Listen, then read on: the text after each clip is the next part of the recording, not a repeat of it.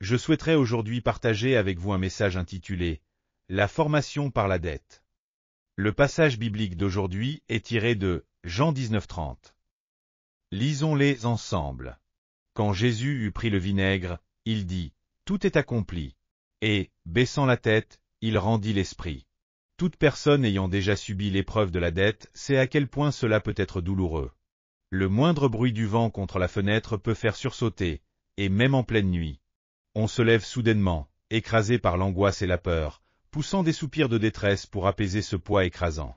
Lorsque j'ai construit l'église du plein évangile de Yuado, j'ai moi-même connu cette terrible épreuve de la dette, et je sais à quel point c'est une expérience effrayante.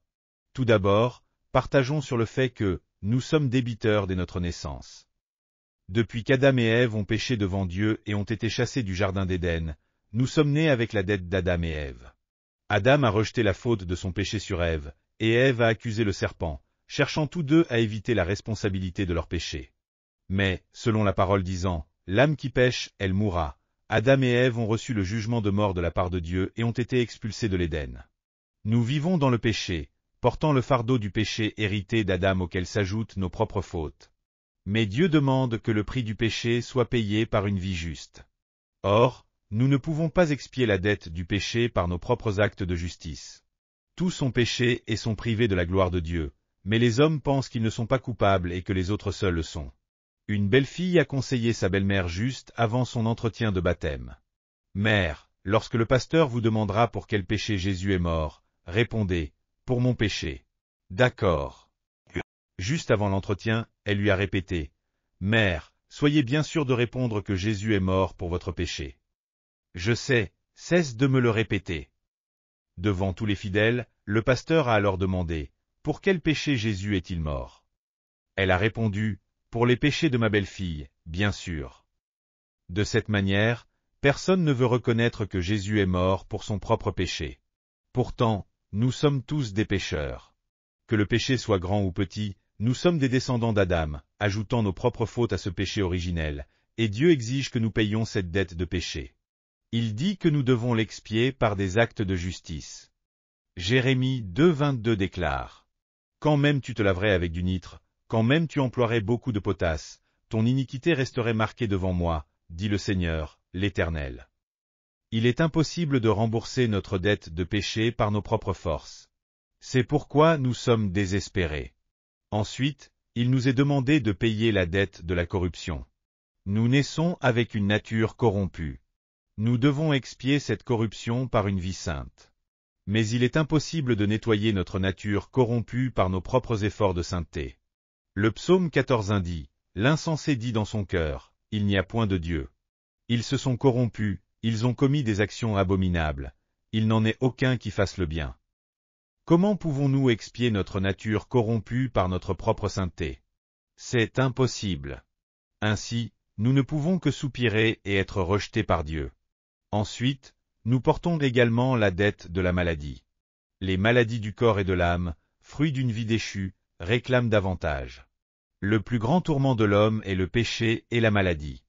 Être exempt de maladie tout au long de sa vie est une grande bénédiction, mais avec l'âge, des maladies indésirables surgissent. La vision baisse, l'audition diminue, et le corps tout entier s'affaiblit. Le salaire du péché, c'est la mort, et la maladie en est le fruit. C'est pourquoi Jésus a toujours guéri lorsqu'il pardonnait les péchés. Péché et maladie sont liés, l'un étant l'aîné et l'autre le cadet. Dieu commande de guérir la maladie lorsqu'il pardonne les péchés. Même en prenant des médicaments ou en pratiquant des exercices, nous ne pouvons vaincre les maladies qui s'abattent sur nous. Ensuite vient la dette de la malédiction. Les ronces et les chardons, donnés comme châtiment de la chute, cherchent à envahir notre vie. Elles réclament plus de pauvreté, plus de douleur, plus de désespoir. Le monde traverse une instabilité économique parce qu'il s'est éloigné de Dieu. Enfin, il y a la dette de la mort et de l'enfer. Dès notre naissance, la main noire de la mort nous poursuit, et l'abîme de désespoir nous pousse à la ruine. La mort survient sous forme de maladie, d'accident, de guerre ou de famine. Et après la mort, l'enfer nous attend, prêt à nous engloutir. Romains 5:12 dit, « C'est pourquoi, comme par un seul homme le péché est entré dans le monde, et par le péché la mort. Et qu'ainsi la mort s'est étendue à tous les hommes, parce que tous ont péché. Nous ne pouvons rembourser ces dettes par nos propres forces. Qu'il s'agisse de la dette du péché, de la corruption, de la maladie, de la malédiction ou de la mort, nous sommes accablés par une montagne de dettes. Cette pression nous apporte souffrance, inquiétude, angoisse et désespoir constant. Deuxièmement, parlons de Jésus venu pour payer notre dette. Qui peut rembourser cette dette? Ni nos parents, déjà accablés de dettes, ni nous-mêmes, ni même nos descendants, car toute l'humanité est plongée dans un abîme de dettes, incapable de s'entraider. Celui qui est venu pour rembourser notre dette, c'est Jésus. Sans porter le fardeau de la descendance d'Adam, il est né de la Vierge Marie par le Saint-Esprit. Si Jésus était né de parents ordinaires, il aurait hérité de cette dette, mais il est né sans dette par l'action du Saint-Esprit dans le ventre de Marie, sans père humain. Il est né en tant que Fils de Dieu. Jésus, étant conçu et né sans dette, est donc capable de porter sur lui-même la dette de toute l'humanité. Dans Luc 1,31, il est dit, « Et voici, tu concevras et tu enfanteras un fils, et tu lui donneras le nom de Jésus. » Au verset 35, l'ange lui répondit, « Le Saint-Esprit viendra sur toi, et la puissance du Très-Haut te couvrira de son ombre. C'est pourquoi le Saint-Enfant qui naîtra de toi sera appelé Fils de Dieu. » Jésus est le véritable Dieu et le véritable homme, Jésus-Christ. Il a réglé la dette entre Dieu et nous apportant libération et liberté. Dans 1 Timothée 2, 5-6, il est écrit, « Car il y a un seul Dieu, et aussi un seul médiateur entre Dieu et les hommes, Jésus-Christ homme, qui s'est donné lui-même en rançon pour tous. » C'est là le témoignage rendu en son propre temps. Le prophète Ésaïe, plus de 5 siècles avant la venue de Jésus, a prédit comment il réglerait notre dette, dans Ésaïe 53, 4-8. Cependant, ce sont nos souffrances qu'il a portées, c'est de nos douleurs qu'il s'est chargé, et nous l'avons considéré comme puni, frappé de Dieu, et humilié. Mais il était blessé pour nos péchés, brisé pour nos iniquités, le châtiment qui nous donne la paix est tombé sur lui, et c'est par ses meurtrissures que nous sommes guéris. Nous étions tous errants comme des brebis, chacun suivait sa propre voie, et l'Éternel a fait retomber sur lui l'iniquité de nous tous. Il a été maltraité et opprimé, et il n'a point ouvert la bouche, semblable à un agneau qu'on mène à la boucherie. À une brebis muette devant ceux qui la tondent, il n'a point ouvert la bouche. Il a été enlevé par l'angoisse et le jugement. Et parmi ceux de sa génération, qui a cru qu'il était retranché de la terre des vivants et frappé pour les péchés de mon peuple. Il n'a jamais connu ni commis de péché, mais il a pris sur lui tous nos péchés. Il a payé la dette transmise depuis Adam et Ève, ainsi que toutes nos dettes personnelles. Il a également réglé la dette de la corruption, de la maladie, de la malédiction, de la mort et de l'enfer. Désormais, si l'on nous dit de payer nos péchés par une vie juste, nous pouvons dire que Jésus est notre justice. Si l'on nous demande de rembourser notre corruption par la sainteté, nous pouvons dire que Jésus est notre sainteté. Si l'on exige de nous la santé en échange de nos maladies, nous pouvons affirmer que Jésus est notre santé.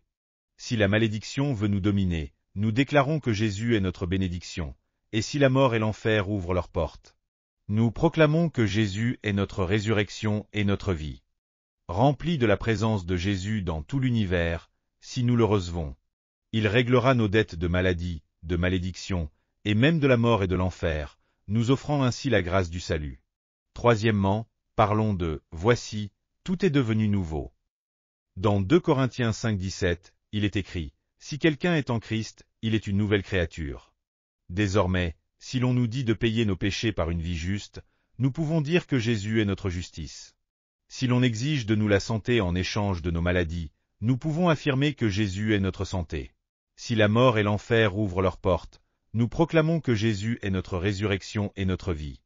Les choses anciennes sont passées. Voici, toutes choses sont devenues nouvelles. Les choses anciennes sont passées.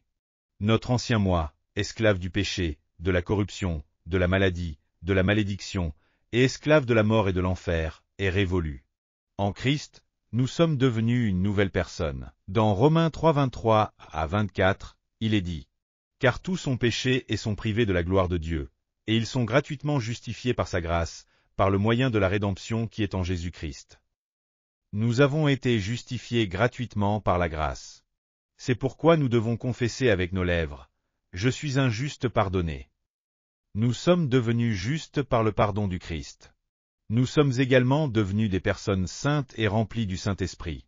Dans Tite 3, 5 à 7, il est écrit « Il nous a sauvés, non à cause des œuvres de justice que nous aurions faites, mais selon sa miséricorde, par le bain de la régénération et le renouveau du Saint-Esprit.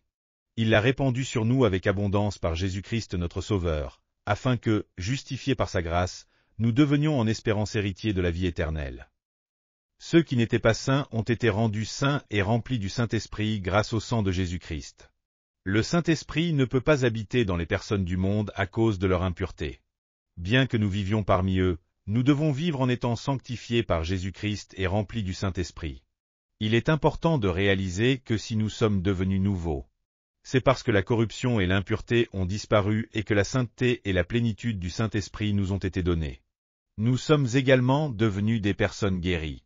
Dans 1 Pierre 2, 24, il est écrit « Lui qui a porté lui-même nos péchés en son corps sur le bois, afin que, morts au péché, nous vivions pour la justice. C'est par ces meurtrissures que vous avez été guéris. » Et dans Marc 16, 17 à 18, il est dit « Voici les signes qui accompagneront ceux qui auront cru. En mon nom, ils chasseront les démons. Ils parleront de nouvelles langues, ils saisiront des serpents. S'ils boivent quelque breuvage mortel, il ne leur fera point de mal. Ils imposeront les mains aux malades, et les malades seront guéris. Quelle que soit la maladie, elle reste une maladie, et Jésus, qui guérit, est le même hier, aujourd'hui et éternellement. Face à la maladie, nous devons constamment proclamer « Tu es mensongère et vaine ». Jésus a porté mes faiblesses et a pris sur lui mes maladies il y a 2000 ans. C'est une vérité. La parole de Dieu ne changera pas, pas même une lettre ou un point. Donc, toi, maladie, quitte mon corps. Quitte-le. Quitte-le. Nous devons combattre ainsi. Le diable peut venir par un chemin, mais il fuira par cet autre lorsque nous le combattrons. Nous avons également reçu la bénédiction d'Abraham. Autrefois, nous étions maudits, luttant parmi les épines et les ronces, mais maintenant, en Christ, nous recevons la bénédiction d'Abraham. Dans Galates 3, 13 à 14, il est écrit « Christ nous a rachetés de la malédiction de la loi, étant devenu malédiction pour nous, car il est écrit « Maudit est quiconque est pendu au bois », afin que la bénédiction d'Abraham parvienne aux païens en Jésus-Christ, et que nous recevions par la foi l'Esprit qui avait été promis. Dans l'Ancien Testament, il est dit que le maudit doit être pendu à un arbre. Jésus, le Fils béni de Dieu, la source de toute bénédiction, a été crucifié à notre place, portant notre péché sur lui et réglant notre dette. Il a pris la malédiction pour nous, nous rachetant de la malédiction de la loi. Nous avons été libérés de la malédiction et avons reçu la bénédiction d'Abraham. Nous sommes devenus la source de la bénédiction. De plus, nous avons obtenu la félicité éternelle du royaume des cieux. Nous ne mourrons pas pour être plongés dans l'enfer, mais avons reçu la promesse de la vie éternelle au ciel. Dans Jean 14, 1 à 3, il est écrit « Que votre cœur ne se trouble point. Croyez en Dieu, et croyez en moi. Il y a plusieurs demeures dans la maison de mon Père. Si cela n'était pas, je vous l'aurais dit. Je vais vous préparer une place. Et, lorsque je m'en serai allé, et que je vous aurai préparé une place, je reviendrai et je vous prendrai avec moi, afin que là où je suis, vous y soyez aussi. » Même dans ce monde, ceux qui n'ont pas de lieu où vivre peuvent être contraints de dormir au bord du fleuve Han. À plus forte raison, ceux qui montent au ciel auront-ils une demeure? Le Seigneur a préparé notre demeure au paradis, un endroit sans larmes, sans soucis, sans lamentation, ni séparation, ni douleur, où tout est offert gratuitement. Par conséquent, nous sommes devenus de nouvelles créatures en Christ, et nous devons savoir précisément ce que cela signifie.